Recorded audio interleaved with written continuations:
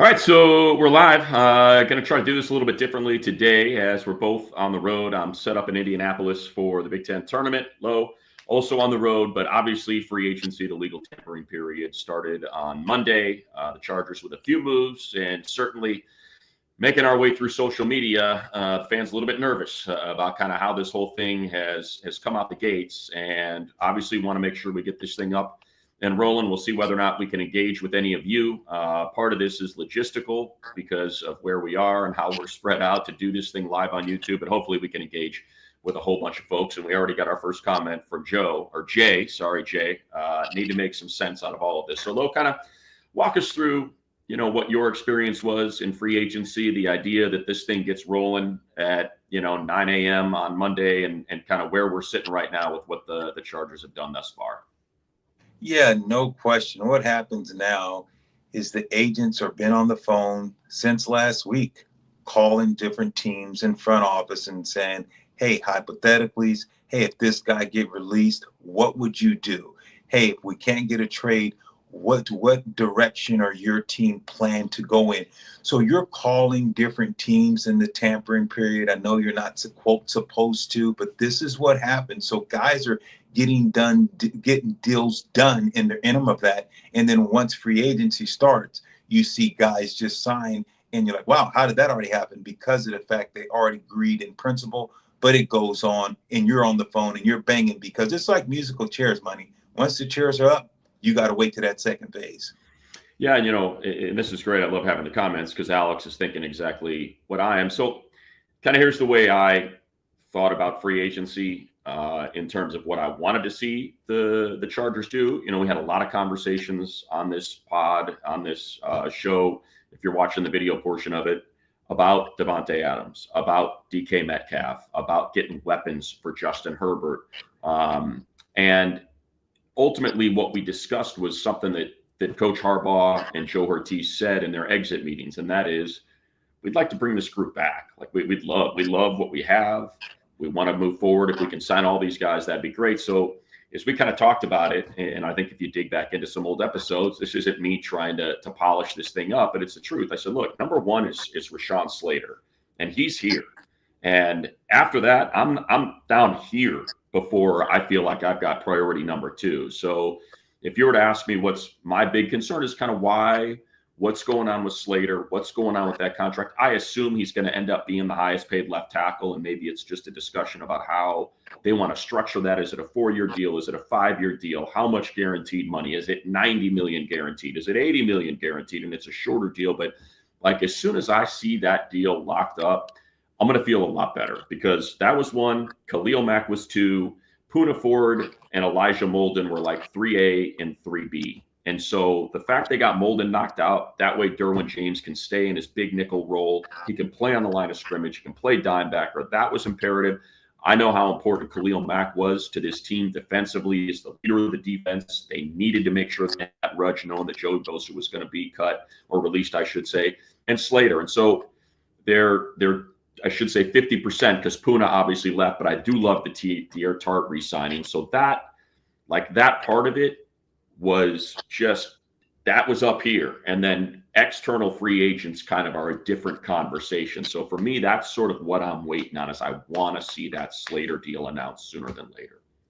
Yeah, and it's going to get done. And money, they're not going to let that guy leave the building because when you get a great tackle, especially a great left tackle, I mean, you try like hell you don't want to miss. You do it in free agency. But what are you going to do? How are you going to upgrade that position?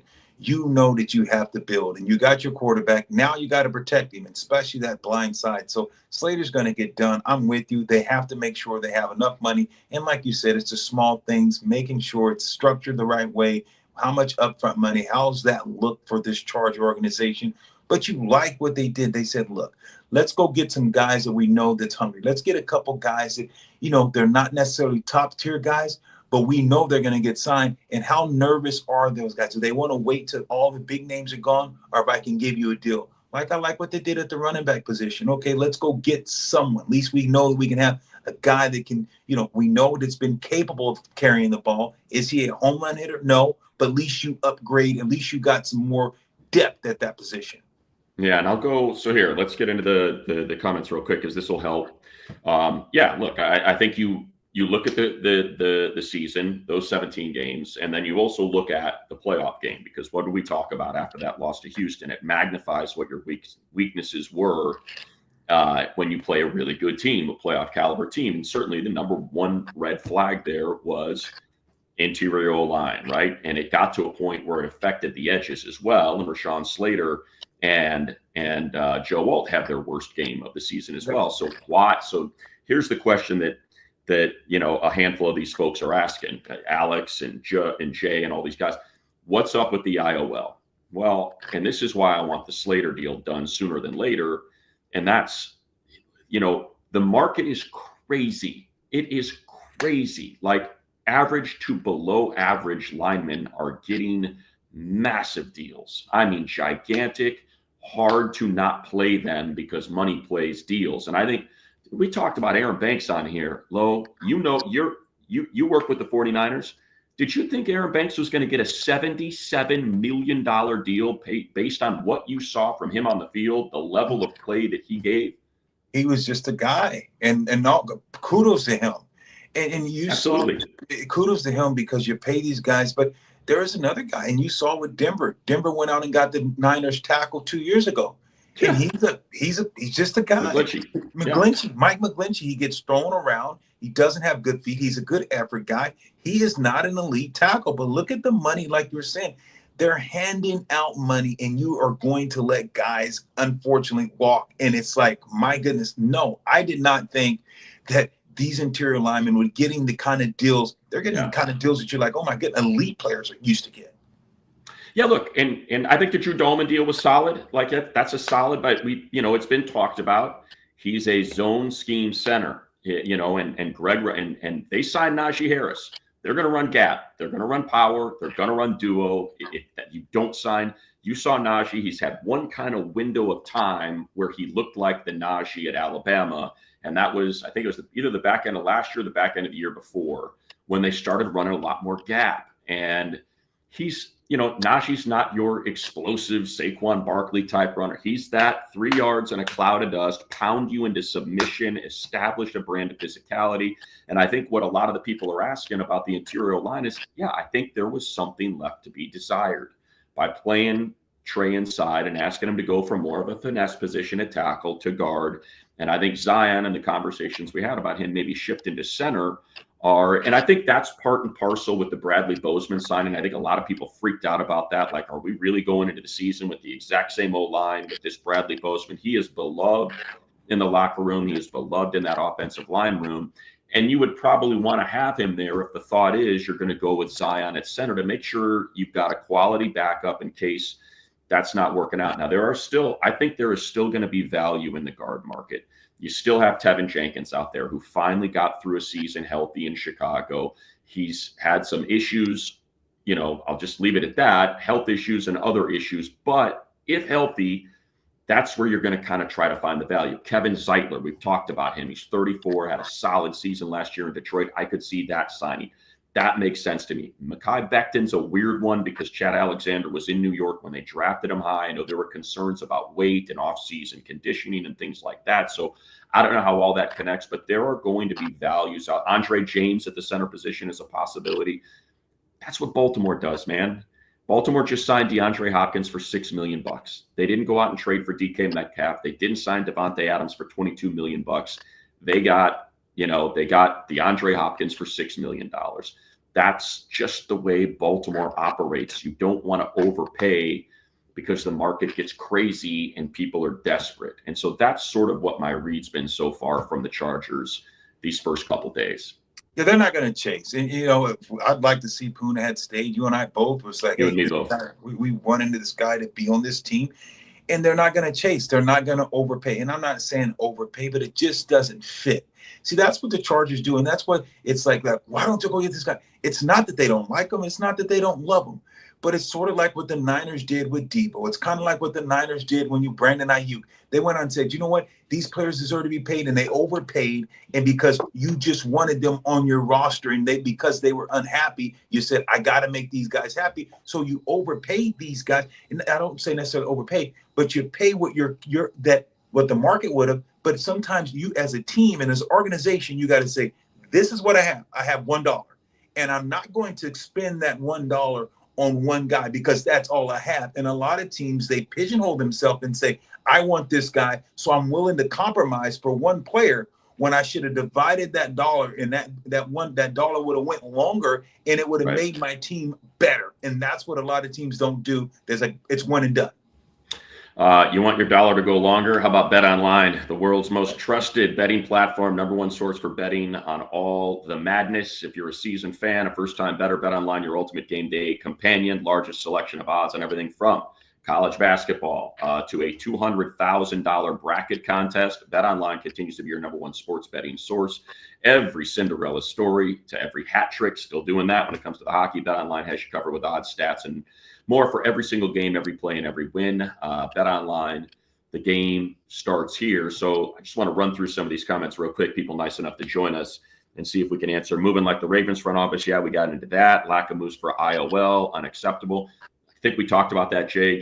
I don't think they're going to overpay in this first wave. Look at what Ryan Kelly got after he's contemplating retirement and been banged up. I still think there's opportunities out there. Bolt up from the Central Valley. That's probably for you, Lo. That's Brennan weighing in. What up, Steve? Appreciate you. Would love it if we signed Evan Engram. All right, let's stop there, Brennan. I'm with you because Evan, that's what they were looking for last year in Hayden Hurst. Unfortunately, he got, kind of crushed in that preseason game, and he was never the same guy. They need a weapon. They need that athlete at tight end.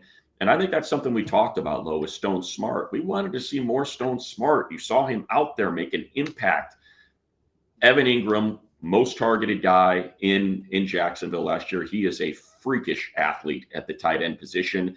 And then that way you don't have to worry about pressing in the – I think if you can get Engram signed, Juwan Johnson ends up going back to the Saints. And Evan Engram was in the building yesterday. I get a little uncomfortable when they leave and there's no deal because it sounds like it's down to Sean Payton and the Broncos and Jim Harbaugh and the Chargers. And to me, that's one that makes a ton of sense. And I would love to see get done. So I'm sure you feel the same way, Lo. We know how good Will Dissly is as a blocking tight end and kind of that occasional receiving threat. But to get an Evan Engram makes a lot of sense for this team. No question. I think when you think about all the great quarterbacks, you think about Peyton Manning in his day, who did he have? You think about Tom Brady, had a chain mover. You think about great tight ends. Look at Phillip Rivers, Gates. Tight ends as a quarterback safety blanket, and he's a chain mover. You look at the Raiders now. You look around the league. You look at Minnesota. You look at teams. Detroit. They have tight ends that are chain movers. That's what you need. And Will Dissly, like you said, he's a great blocker, but now it would take the pressure off of this guy to saying, hey, look, he doesn't have to make plays. You put him in a position last year where he had to make plays. You don't want that guy in that position. Not that he can't do it, but that's not what he is. He is a great run blocker, like you said. He's good in the trenches. Now you can run those zones. You can run plays. He can man block. He can handle a defensive end. He is a extremely good blocker, not necessarily a bona fide pass catcher. So, yes, I would love to see this team be able to solidify that. Like you said, when they leave the building, it's tough, especially if you're letting them go to another place where someone else is going to try to sweeten the deal. So hopefully Harbaugh and Skies can keep him close and try to get it signed. But you definitely need to get a tight end that is a proven commodity in this league. Yeah, and I think, I think just to kind of build on that and the whole weapon thing, we know that they made an offer for DK. And I would imagine a third, they probably bumped. I don't know for a fact, but I'm guessing they bumped it up to a second. And the Steelers' second was just a higher pick. And that's what the Seahawks went with. But I do know they were interested in DK and wanted to try to bring DK in. The Seahawks took the Pittsburgh offer instead. And I don't think you want to offer more than that. That's pretty much what you should have offered a guy that's going to end up getting $30 million a year on an extension. And the Steelers' pick was higher. Davante, I know they were in on that. He just wanted to be a Ram. It's that simple. I would guess the money was very similar. And I think he just felt a lot more comfortable going to play there, what that team has going, how it's set up for them in their division. He's someone who knows what it's like in the AFC West and how competitive it is. and how competitive the AFC is. He goes to the NFC side, and the Rams are probably going to be, I would guess, second, third at worst favorites to represent the NFC in the Super Bowl. And for a guy that's on his last year, maybe last 2 years, that just happened to line up for him. So you get in on it, you win some, you don't. You never want to overpay, and I think that's sort of what's happened with the interior offensive line. As for Puna, the Baltimore way of doing things has always been, hey, you were great. We appreciate it.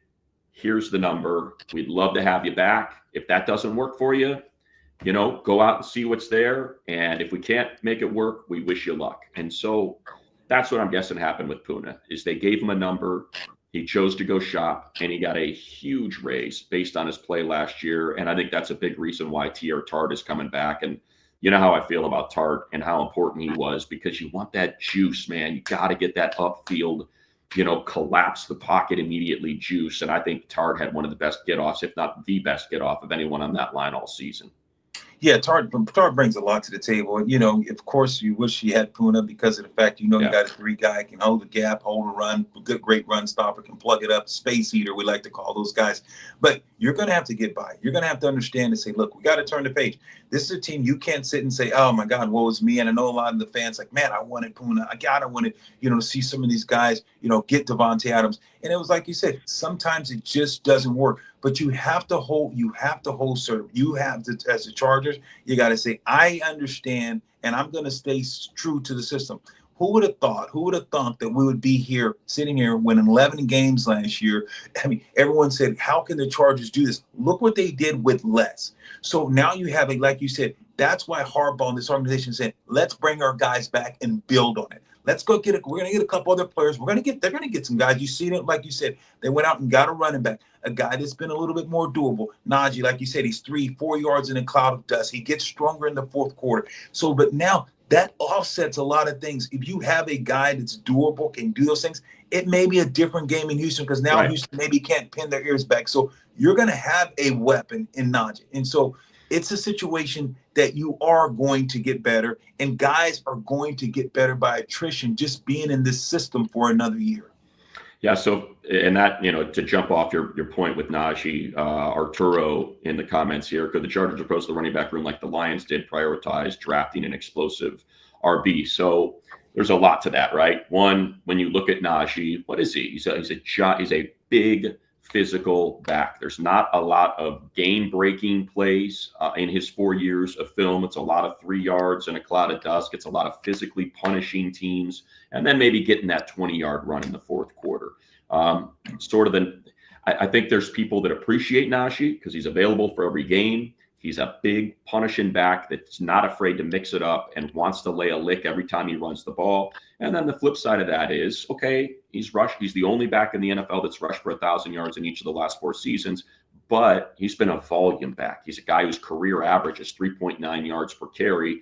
You want to see that maybe push a little bit closer to 5 before you start talking about him as an elite back. But again, I think the question is, what did you see at Alabama that led to this guy getting picked in the first round? How did this guy post a 1,400-yard, 26 touchdown season his final year for the Crimson Tide in the SEC? And what is that player? And is he still in there? Is it schemed? Is it under Greg Roman running a little bit more of that gap in that duo like we talked about? And that's how you unlock Najee. And what Arturo is asking is, the Lions signed David Montgomery, and was it Montgomery or was it Singletary? Anyway, Montgomery, right? Yeah. So, and then they go out and they draft Jahmyr Gibbs, that explosive back. Now, I don't think it's a 1-year deal. This does not preclude the Chargers, if Ashton Genty falls to them, if Amari Hampton falls to them at 22, from taking that player. This isn't going to affect them at all. But yeah, I think the Chargers are going to be in on running backs for sure. And if you talk about explosive backs, I got them pulled up right now. You're talking about Dylan Sampson, Travion Henderson, Bashal Tutin, explosive out of Virginia Tech. What did he run at the combine? I think sub 4.340. So yeah, I could see RJ Harvey. I could see one of those backs being in there. I'd be floored, Arturo, if they did not take a running back at some point in this draft. I don't know where. I think based on what's out there, I think more and more I'm thinking that wide receiver is very much in play at 22.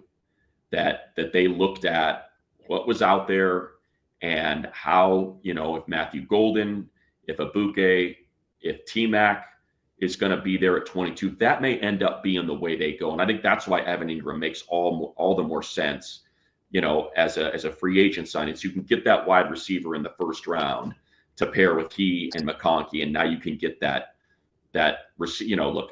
Abuke might be, people say maybe you're replicating too much with McConkey, but the guy just gets open. Just give me guys that get open, and that dude knows how to get open.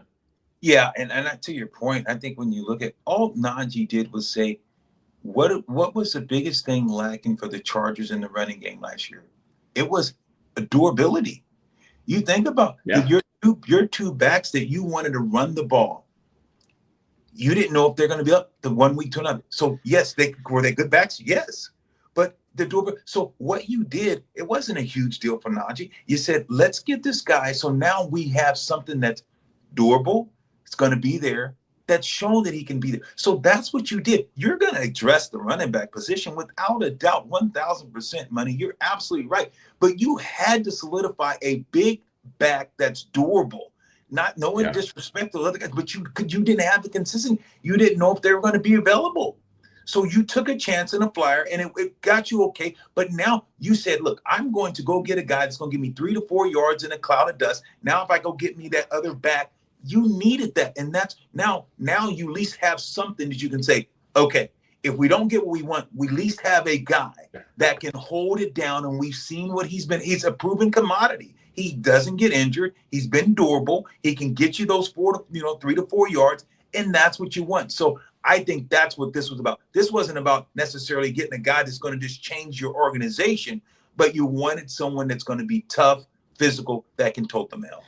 Yeah, and look, it wasn't a 3 or 4 year deal. It's a 1 year, $5.5 million with I think $4 million in incentives. So that's what it is. We think we can maximize some value, squeeze some juice out of this. Exactly.